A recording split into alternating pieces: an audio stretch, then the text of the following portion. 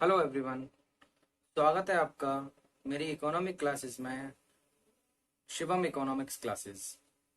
In this video we discuss about the chapter 7 graphic presentation, and this is the part 1 of this chapter. Okay, so first of all हम ये discuss करेंगे कि graphic presentation होता क्या है। ठीक है स्टूडेंट्स, आइए शुरू करते हैं।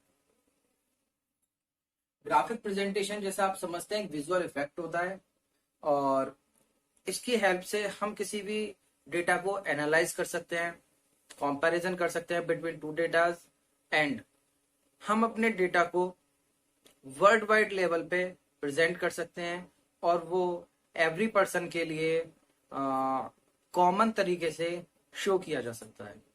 यानी कि हम अपने कंट्री में या किसी और कंट्री में अपने डेटा को ग्राफिकल प्रेजेंटेशन की हेल्प से सेम वे में शो कर सकते हैं। जैसे कि इंडियन उसको जिस तरीके से समझेगा, और किस कोई अमेरिकन है वो भी उसको सेम वे में फॉलो करेगा, उसी वे में समझेगा। ग्राफिकल प्रेजेंटेशन में आप ये पहले ही समझ चुके हैं किसके क्या एडवांटेज हैं।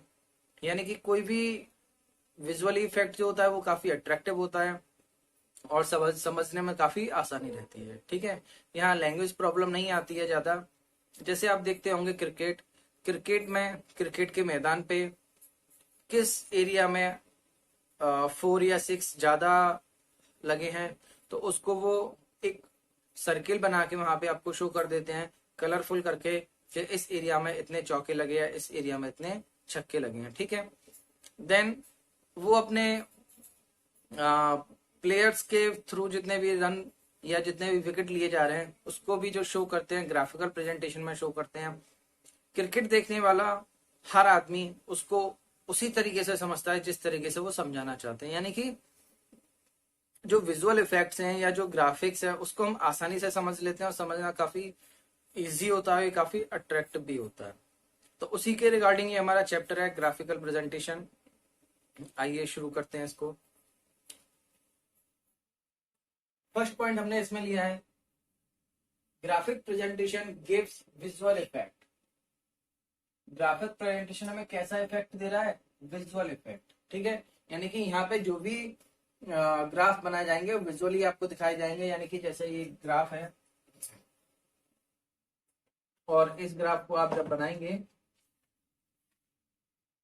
तो मान के चलो अ, इस तरीके से आप बना सकते हैं, या इस तरीके से आप ग्राफ को ड्रॉ कर सकते हैं। तो ये बहुत तरीके हैं ग्राफ ड्रॉ करने के। तो ये कैसा इफेक्ट दे रहा है? विजुअली इफेक्ट दे रहा है आपको।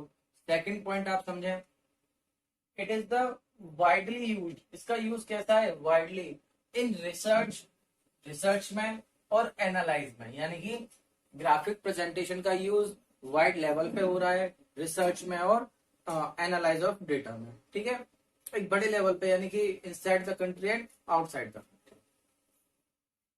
थर्ड वन है हमारा, इट इज एक्यूरेट।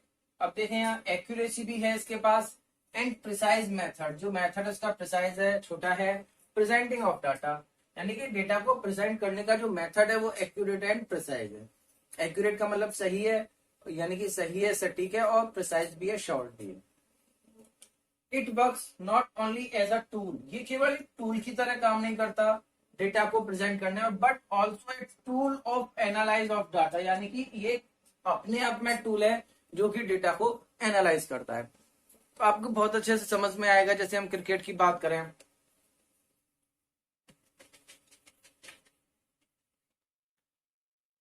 इस तरीके से आप ये एक्स और वाई एक्सिस इसमें होते हैं, इसको हम आगे डीपली डिस्कस करेंगे। देन ये रन्स हैं, ये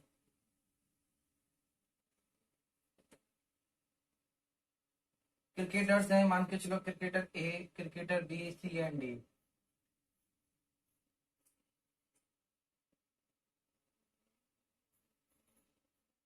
ये 100 रन है यहाँ मैक्सिमम। क्रिकेटर ए ने अगर 40 रन बनाए हैं तो हम यहाँ तक इसको शो कर देंगे, तो आपको पता चल जाएगा क्रिकेटर ए ने इतने रन बनाए हैं। क्रिकेटर बी ने आपके 100 रन बनाए हैं, तो यहाँ इसको हम यहाँ तक शो कर देंगे। ऐसे ही अगर किसी ने 50 रन बनाए हैं तो हम इसको यहाँ तक शो कर देंगे।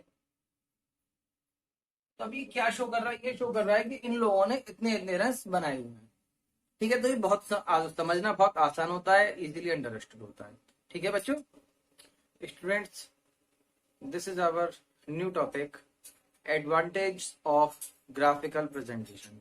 यानी कि जो हम ग्राफिकल प्रेजेंटेशन देते हैं उसके क्या एडवांटेज है, यानी उसके क्या यूजफुलनेस है, आइए समझते हैं। देन फर्स्ट वन है इसका अट्रैक्टिव एंड इम्प्रेसिव। मैंने आपको बताया था जो ग्राफिकल प्रेजेंटेशन होती है वो कैसी होती है, अट्रैक्टिव होती है, यानी कि देखने में अच्छी होती है। आप समझते हैं हम आपको कुछ भी दिखा रहे हैं, समझा रहे हैं, अगर वो हम आपको पिक्चराइजेशन में करते हैं, उसको विजुअल फॉर्म में करते हैं, उसकी हम वीडियो आपको दिखाते हैं, तो वो समझना बहुत आसान होगा और इफेक्टिव होगा। ठीक है, एंड इम्प्रेसिव, और ये कैसी होती है, इम्प्रेसिव, यानी कि इसका असर ज्यादा होता है, हम देख के उसको अच्छे से समझ पाते हैं, एनालाइज कर पाते हैं। ओके स्टूडेंट्स, सेकंड पॉइंट है इसका सिंपल एंड अंडरस्टैंडेबल। ये सिंपल भी है और समझने लायक भी है। Simple and understandable presentation of data, यानी कि प्रेजेंटेशन ऑफ डेटा जो है ग्राफिकल प्रेजेंटेशन की, वो सिंपल है, आसान है और समझने लायक है, अंडरस्टैंडेबल फॉर्म में होती है। ठीक है, नेक्स्ट है यूजफुल इन कंपैरिजन, यानी कि आप बिटवीन टू और मोर देन टू डेटा क्या कर सकते हैं, कंपैरिजन कर सकते हैं। ओके, फोर्थ है आपका, ये इंपॉर्टेंट है, लोकेशन ऑफ पोजिशनल एवरेज। किसकी बात की जा रही है, एवरेज की। तो आप जानते हैं स्टैटिस्टिक्स में एवरेज क्या होता है, एवरेज होता है मीन मॉड मीडियन। क्या होता है, mean mod and median, quartiles etcetera etcetera. ठीक है, तो यहां से हम क्या कर सकते हैं, मीन मॉड मीडियन भी फाइंड आउट कर सकते हैं, या इस टाइप से एवरेज फाइंड आउट कर सकते हैं।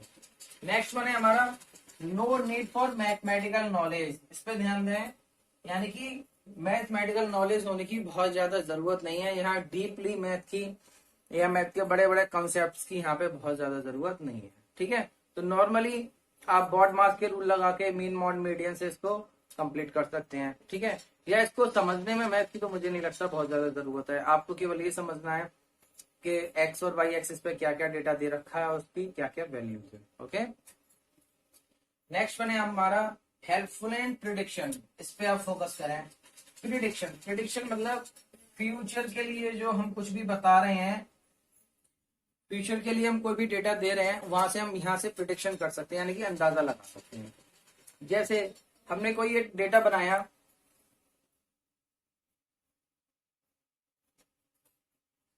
ये कोई एक क्रिकेटर है, ये रन है आपके, इधर उसने जो प्रीवियस मैचेस खेले हैं वो हैं, हम बोल सकते हैं मैच का नाम A B C D and E, ये उसने कुछ मैच खेले हैं। कोई भी क्रिकेटर हो सकता है, यहाँ रन हो सकते हैं 40, 80, 120, 160 एंड 200 हो सकता है। फर्स्ट मैच में उसने 120 रन का स्कोर किया हो, सेकंड मैच में उसने 80 रन का स्कोर किया हो, मैं लिख भी देता हूँ 120 80, देन उसके बाद उसने 50 रन का स्कोर किया हो, तो फिर उसके बाद उसने 100 रन का स्कोर किया हो, लास्ट में उसने फिर 100 रन का स्कोर किया हो। तो आप क्या कर सकते हैं, अंदाजा लगा सकते हैं कि प्लेयर बहुत अच्छा है और आगे जो क्रिकेट होने वाला है या जो मैच वो खेलेगा जिसमें वो पार्टिसिपेट करेगा, डेफिनेटली उसमें भी यहाँ पे मिनिमम कितना है 50, तो हम ये अंदाजा लगा सकते हैं 50 से ऊपर रन वो बनाएगा। तो ये क्या है, प्रिडिक्शन है। क्यों, प्रीवियस डेटा पे डिपेंडेड होती है ये, और अगर हमारे पास प्रीवियस डेटा है तो हम ये बना सकते हैं।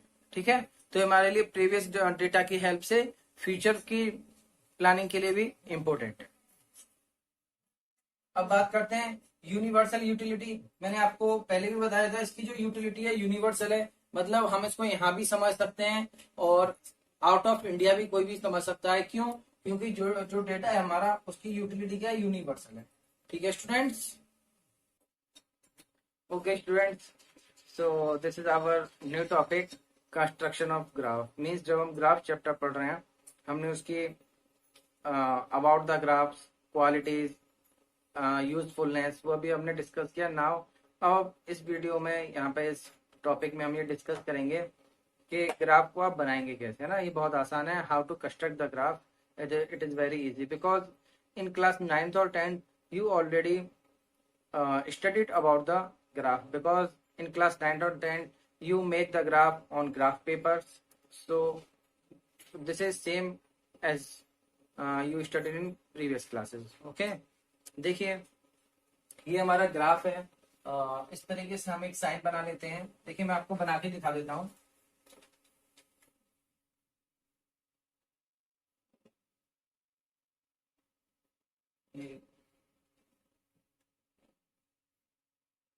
इस तरीके से आप एक प्लस का साइन बनाते हैं और ऐसे एरो लगा देते हैं। देन यहाँ पे आप x लिखेंगे, इधर आप x डैश लिखेंगे। डैश का मतलब ये नेगेटिव वैल्यू को रिप्रेजेंट करता है। यहाँ पे आप y लिखेंगे, यहाँ पे आप लिखेंगे y dash. Okay, so x dash y and y dash. आप जो कि पढ़ चुके हैं, इसमें 4 क्वाड्रेंट होते हैं।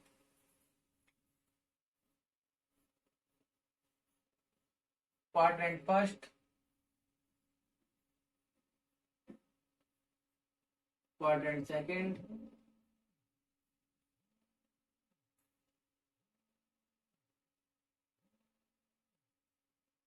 क्वाड्रेंट थर्ड,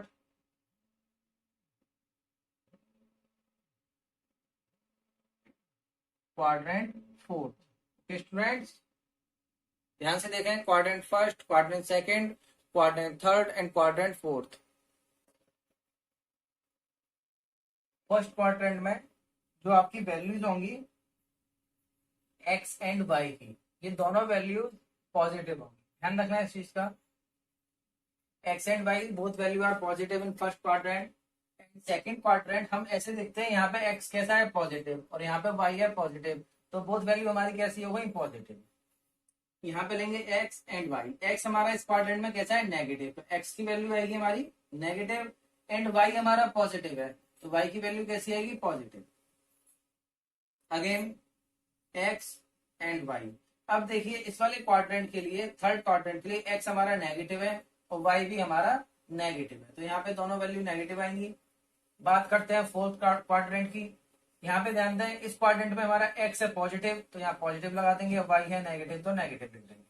तो इसका मतलब all 4 quadrants, only first quadrant have the both value in positive. Okay, यानी कि इन चारों क्वाड्रेंट में केवल फर्स्ट क्वाड्रेंट ऐसा है जिसमें कि दोनों वैल्यू हमारी पॉजिटिव है। अदरवाइज इसमें negative positive, negative negative, positive and negative. यहाँ पे एक चीज और देखने वाली ये है कि किसी भी क्वाड्रेंट में हम सबसे पहले वैल्यू लेंगे x की, जैसे कि हमने यहाँ पे मेंशन किया है X Y and also X Y. ठीक है, तो जो हम ग्राफ बनाएंगे, बेसिकली नॉर्मली जो ग्राफ हमारे रेगुलर ग्राफ बनते हैं, वो ग्राफ हमारे पॉजिटिव वैल्यू को शो करते हैं। X and Y both axis shows the positive value, so we only take the first quadrant of graph. Okay students, तो हमारी जो वैल्यूज होंगी वो कैसी होंगी, फर्स्ट क्वाड्रेंट ऑफ ग्राफ की। देखिए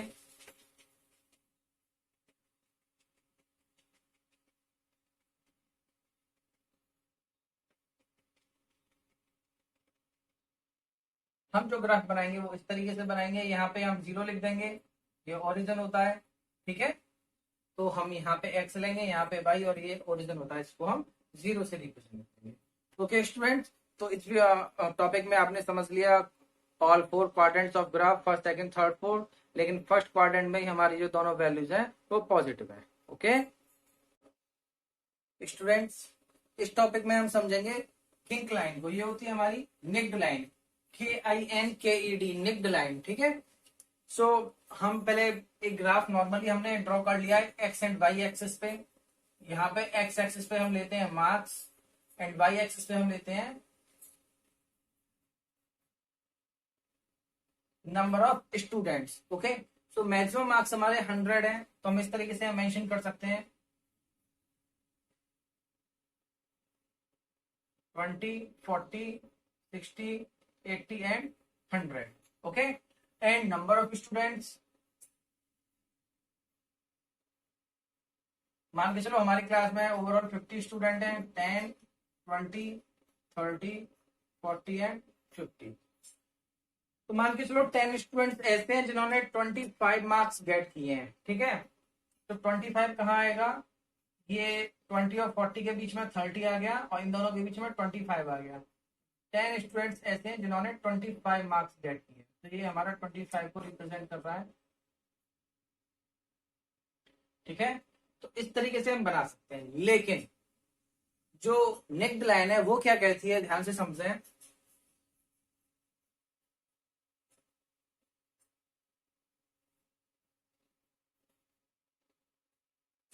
ये है आपका सेम एज मार्क्स। यहाँ आप देख रहे हैं हमने डिफरेंस जो लिया है, ध्यान से समझना, 0 से 20 कितने का डिफरेंस है, 0 के बाद 20 का, सेम 20 का डिफरेंस हमने आगे तक फॉलो किया है। 0 से 20, 20 से 40, 40 से 60, 60 से 80, 80 से 100। ऐसे इधर 0 से 10 कितना डिफरेंस है, 10 का। ये 10 का डिफरेंस हमने मेंटेन किया हुआ है आगे तक, 10 से 20, 20 से 30, 30 से 40, 40 से 50, ओके। लेकिन नेक्स्ट लाइन क्या कहती है, यहाँ लेंगे नंबर ऑफ स्टूडेंट्स,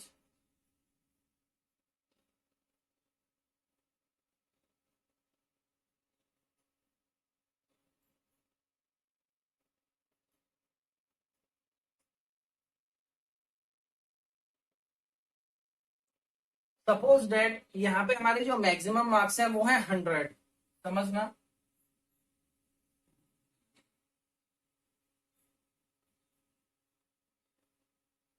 ओके, तो हमने 20 से 100 तक ले लिया, 5 20 20 का डिफरेंस, 5 हमने कॉलम बना लिए। देन अगर यहाँ हमारे मैक्सिमम मार्क्स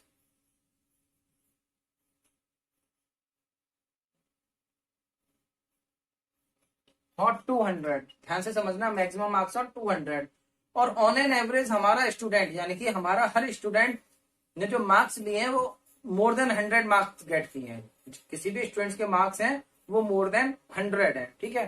तो हम ये क्या करेंगे, हम जो डेटा लेंगे वो यहां से डेटा लेंगे आपका 100, 120, 140, 160, 180 एंड 200। आप ध्यान से देख पा रहे हैं 100, 120, 140, 160, 180 एंड 200। अब ये देखो इन दोनों में डिफरेंस कितना है, 20 का। इन दोनों में डिफरेंस कितना है, 20 का। इन दोनों में डिफरेंस कितना है, 20 का। क्लियर।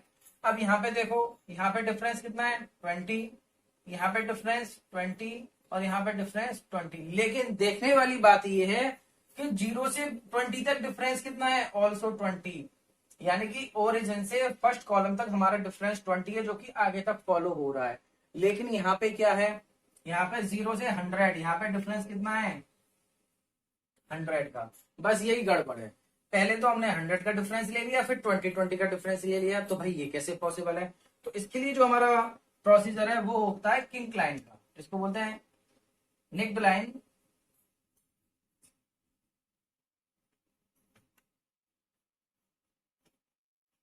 फिर से देखें कि हमारा जो डिफरेंस है वो यहाँ तो 20 20 का है आगे तक, लेकिन यहाँ कितना है, 100 का, ठीक है बच्चों। तो अब हम क्या करेंगे, यहाँ पे ध्यान से देखना,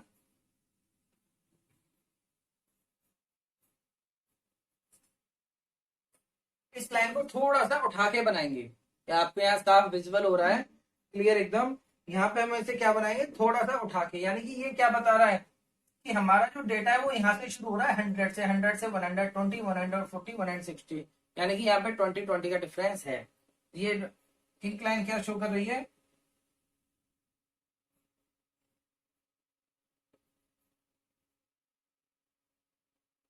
ओके बच्चों, ठीक है। उम्मीद है आपकी ये समझ में आ गया होगा, यानी कि जो डेटा हमारा वेरिएंस करता है तो हम क्या करते हैं, किंक लाइन बना देते हैं, okay students. These are the various types of graph, okay. So इसे डिस्कस करते हैं। This frequency distribution graph, types of frequency distribution graph, okay. First one है आपका लाइन फ्रीक्वेंसी ग्राफ, आप यहाँ देख सकते हैं line frequency graph. Line frequency graph में क्या करेंगे, जैसा कि इसका नाम है लाइन, इस तरीके से आपको दिखाई दे रहा है। हम ये एक्स एक्सिस लेंगे, वाई एक्सिस लेंगे, या ओरिजिन बना देंगे, यहाँ पे वैल्यू लिख देंगे, मार्क्स यहाँ लिख देंगे, नंबर ऑफ स्टूडेंट्स। तो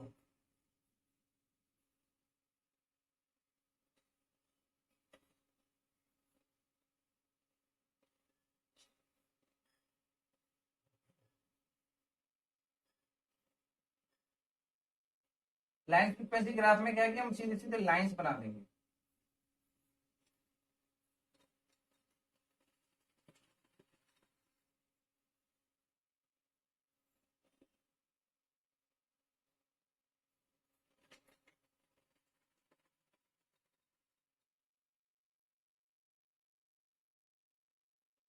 इस तरीके से, ठीक है। तो लाइंस हमारे डेटा को रिप्रेजेंट करने वाली है। ओके, सेकंड वन है हमारा, अभी हम इसको शॉर्ट में समझ रहे हैं, आगे हम इसको वन बाय वन टॉपिक को डीपली समझेंगे। देन हमारा सेकंड वन है हिस्टोग्राम। ठीक है बच्चों, हम बात करते हैं हिस्टोग्राम की।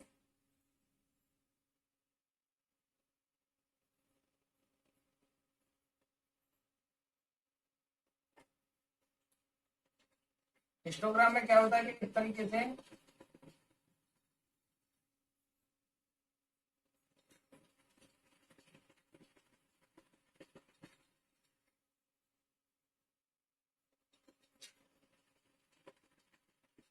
इस तरीके से आप हिस्टोग्राम बना सकते हैं। ठीक है, तो आपका हिस्टोग्राम होता है। थर्ड वन है आपका फ्रीक्वेंसी पॉलीगन। फ्रीक्वेंसी पॉलीगन देखते हैं।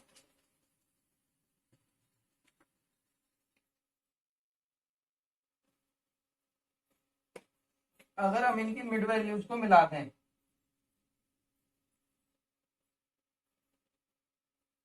ठीक है, और सब हम रफ कर देते हैं,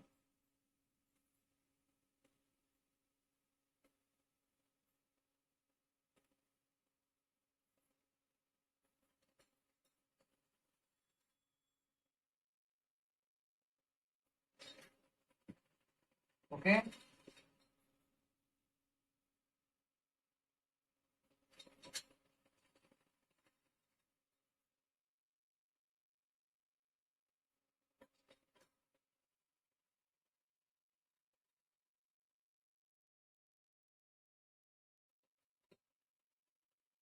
इस तरीके से जो बनने वाली वैल्यूज है ये हमारी है फ्रीक्वेंसी पॉलीगन। अगर बात करते हैं नेक्स्ट की फ्रीक्वेंसी कर्व, ठीक है, ये फ्रीक्वेंसी पॉलीगन होगा। ये हम थोड़ा सा अभी आपको ओवरव्यू दे रहे हैं, केवल ये फाइनल नहीं है। इसके बारे में वन बाय वन टॉपिक हम डीपली डिस्कस करेंगे डिटेल में। कर्व में क्या होगा कि आप इसको एज ए कर्व बनाएंगे,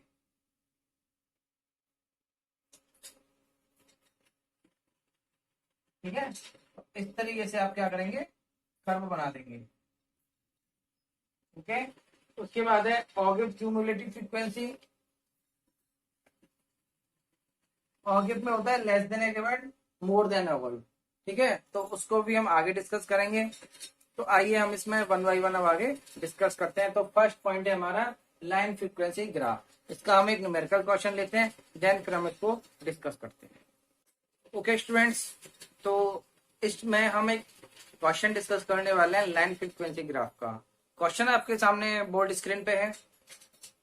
prepare line frequency graph from the following data, height in inches, ध्यान देना यूनिट गिवन है आपको, height in inches, number of student, यानी कि किसी क्लास के स्टूडेंट्स हैं, वो उनकी हाइट दे रखी है, वो भी इंचेस में, ठीक है। तो यहाँ पे हम क्या करेंगे, ग्राफ बनाएंगे।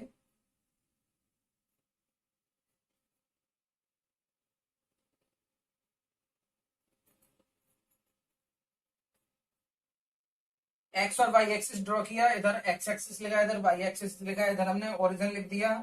यहां लिखेंगे वाई एक्सिस पे नंबर ऑफ स्टूडेंट्स,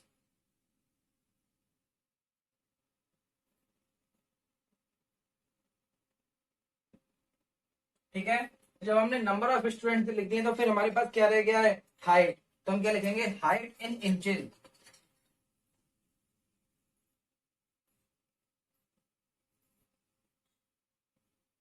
ओके। सो आपको दिखाई दे रहा होगा, एक्स एक्सिस पे लिख दिया हमने height in inches and number of student. अब आप देखेंगे मैक्सिमम नंबर ऑफ स्टूडेंट कितने हैं, 24। ध्यान देने वाली बात यह है, हमारा जो वाई स्केल बनेगा वो 24 के अकॉर्डिंग बनेगा। तो हम क्या करेंगे, 4 का डिफरेंस ले लेंगे।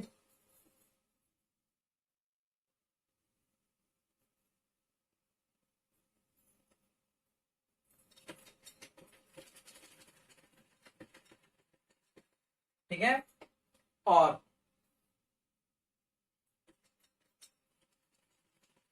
हाइट मैक्सिमम कितनी है हमारी, 66। ठीक है, यहां लेंगे हाइट इन इंचेस, और शुरू कहां से हो रही है, मिनिमम 60। तो अब हम यहां से क्या करेंगे, तो मैंने आपको बताया था किंक लाइन बना लेंगे। ठीक है, कौन सी लाइन, नेक्ड लाइन। और यहां हम लेंगे 60, 61, 62, 63, 64, 65, 60। ठीक है, 60, 61, 62, 3, 4, 5 एंड 6।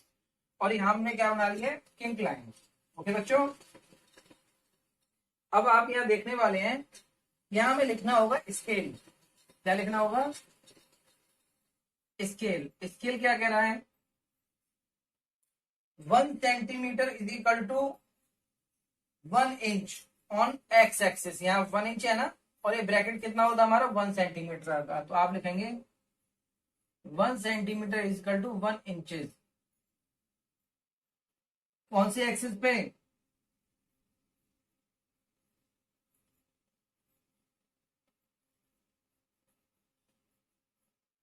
On X axis. ठीक है, same as 1 centimetre is equal to कितने, 4 स्टूडेंट्स। किस एक्सिस पे, वाई एक्सिस पे। तो लिखेंगे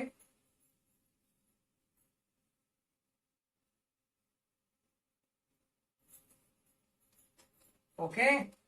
और सबसे ऊपर क्या आएगा, हेडिंग। हेडिंग क्या आएगा, हेडिंग आएगा लाइन फ्रीक्वेंसी ग्राफ शोइंग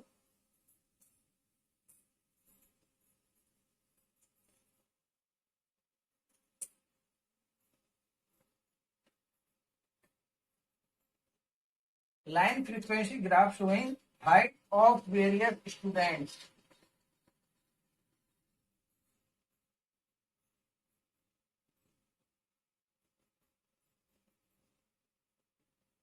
ये हेडिंग हो गया आपका, line frequency graph showing height of various student. 1 centimetre equal to 1 inches on X axis, वो आप देख रहे हैं। हाइट इंचेस में 1 centimetre equal to 4 student on Y axis, ये आप देख रहे हैं। ठीक है, यानी कि ये जो है वो कितना है, 1 इंच, 1 सेंटीमीटर। ओके, तो सबसे पहले कितना है, 60 इंच। 60 इंच कितने बच्चों की हाइट है, 6 बच्चों की। तो आप यहाँ देखेंगे 4 और 8 के बीच में कहीं 6 आ रहा होगा। ये आपका लाइन फ्रीक्वेंसी ग्राफ हो गया।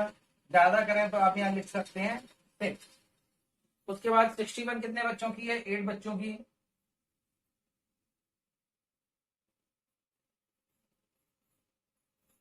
यहाँ आप 8 लिख सकते हैं। देन 62 10 स्टूडेंट्स की।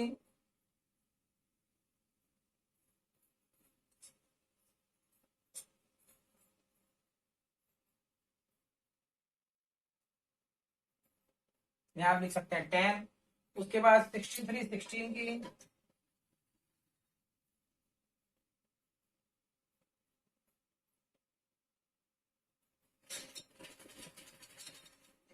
Then after 24 number of student 64 inches height maintain करते हैं।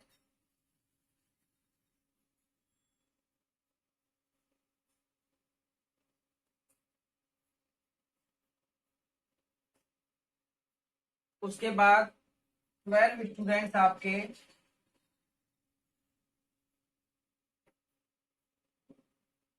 65 इंच हाइट मेंटेन करते हैं। देन 2 स्टूडेंट, केवल 2 स्टूडेंट्स हमारे 66 इंच हाइट मेंटेन करते हैं। तो इस तरीके से हमने यहाँ जो लिख दिया है ना, वो क्लियरली यहाँ मेंशन कर रहा है कि नंबर ऑफ स्टूडेंट्स कितने हैं, 66 इंचेस हाइट मेंटेन करने वाले। ओके स्टूडेंट्स, सो आप इसको और अच्छे से देख सकते हैं।